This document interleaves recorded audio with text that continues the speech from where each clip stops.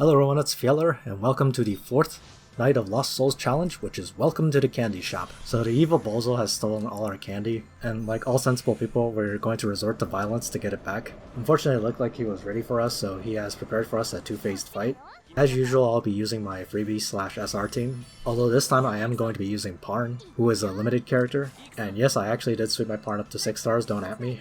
But if you don't have Parn, I don't think you really need to worry about it. What I will say is that this map highly favors units with very high mobility. So by that I obviously mean mostly flyers and cavalry. I think having at least one cavalry especially is very useful on this map because you're going to be fighting quite a few infantry. However, you have probably noticed that this is one of those maps with a lot of terrain on it, and with that mountain cutting through the middle of the map, it can make things a little bit awkward for most cavalry units. Now I have Oliver here, who of course has ninjutsu, so the terrain isn't going to be a problem for him. If you have Sonya trained, I think she will also be quite useful for this map, but honestly any cavalry and any flyers are quite welcome on this map.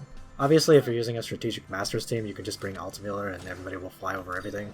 Anyway, you may have noticed that I haven't really said much about the fight yet. That's mostly because this first phase of the fight is mostly a complete non-issue. It serves mostly as a way to introduce the player to a lot of the mechanics you're going to see in this fight for the second phase, but this part of the fight itself is really not a big deal. So first you fight these 5 Almeidas plus 1 Matthew. The important thing to learn in this part of the fight is what the Candy Store Boy, which is the Matthew unit, is actually doing. First off, he has a talent that basically makes him invincible when there are no other friendly units on the battlefield. Now for the first phase, obviously this means just don't kill all the Almeidas before you kill the Matthew. But this isn't relevant in the second phase because your goal there is just to kill Bozel, and the fight will end as soon as you do that.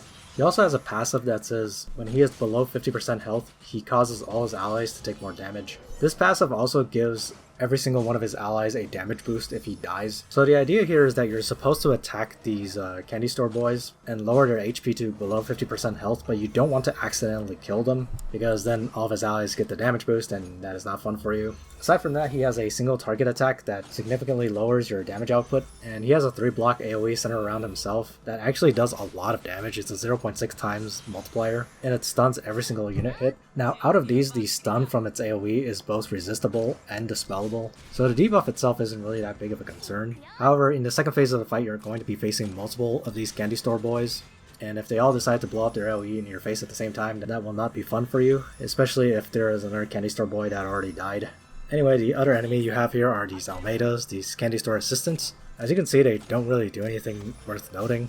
They can act again, heal their allies, and silence you, but as you can see, their damage is so low that they're really not worth being concerned about. So the only thing you really need to know for this first phase is to not kill the Candy Store Boy first, but you also don't want to kill him last.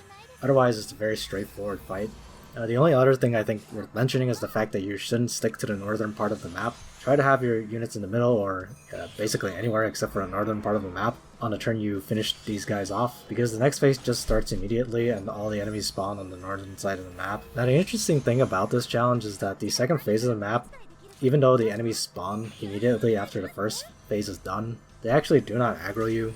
So you're given a chance to regroup your party and try to figure out what kind of approach you want to take towards these enemies. And you're going to see me doing precisely that. So in the second phase of this fight, 3 of the Candy Store Boys are going to spawn instead of 1 of them, and also the boss Bozel will spawn. Once you kill Bozel, the map is over. However, Bozel has damage reduction based on how many of the Candy Store Boys that are left over. He gets 60% damage reduction for every single one of them alive. So given what we have already learned about the Candy Store Boys from the first phase of the fight, obviously the idea here is that you need to lower at least 2 of them to under 50% health, or else you're never going to be doing any damage to him. But at the same time, you obviously don't really want to fight them all at the same time because of the aforementioned very powerful AoE that the Candy Store Boys can use. So what you're going to see me do here is that I'm actually just going to split the Candy Store Boys apart. By taking advantage of the fact that every single one of these units aggroes separately, I can take my Oliver to aggro the bottom one, while my Parn aggroes one-on-ones on the side. Everybody else is going to bunch up on the opposite side, and I'm actually going to go ahead and just kill that one Candy Store Boy. Now, as mentioned earlier, this gives everybody on the map 50% increased damage. However, you're going to see that, at least for me, having 1 dead Candy Store Boy is not a big deal. I'll still be able to use Parn to sort of stall the other 2, while everybody else just rushes in and bullies Bozel. Now, I should note that if your team is not strong enough to survive the AoEs after even only 1 Candy Store Boy has died, alternatively what you can do is to just kite all 3 of them around, or at least have some kind of self-sustaining unit like Elwyn or something that can just occupy them while your leftover 3 units work on the boss. I have been able to win by doing that, although depending on which units you have brought, that might brush you up against the time limit. Now, like I said earlier, having a cav unit to do this is of course very useful. As you'll see here, my pawn is going to be able to just occupy 2 of them. My Oliver is going to get one shot by one of these guys, which wouldn't happen if I didn't kill one of them before. But either way, I have arranged it so that 2 of them are closer to Parn, and they will go attack him. Now the important thing here is that you need to know when to attack and when not to. If your unit is too strong, you might accidentally kill these guys, and that actually might make things spiral out of control by giving Bozel way too many damage buffs. However, a small mercy from the developers is that even though these guys do heal themselves a little bit, they also have a buff that prevents them from dying when they attack you. So even if you counter them down to like 10% HP, you don't really need to worry about them dying, unless you're just actively attacking them on player phase. Anyway, with all these candy store boys occupied, you can proceed to dogpile on Bozel. Bozel himself has very little threatening. Now first off, he can heal his allies using one of his attacks, but as I mentioned before, because those guys are constantly attacking Parn, it's not too hard to bring them back below 50% HP when I need to. He also has a very powerful 0.7 times multiplier AoE that gives 5 random buffs to all of his allies on the map. Now this does introduce an element of annoying RNG to the map. Depending on how tanky the guy you're using to guide is, the run buffs at the runtime can get him killed. It can also give a movement buff to the candy store boys, and this can be a bit of an issue depending on where you decide to be tanking the candy store boys, but for the most part you should be able to position in a way so that they won't bother you.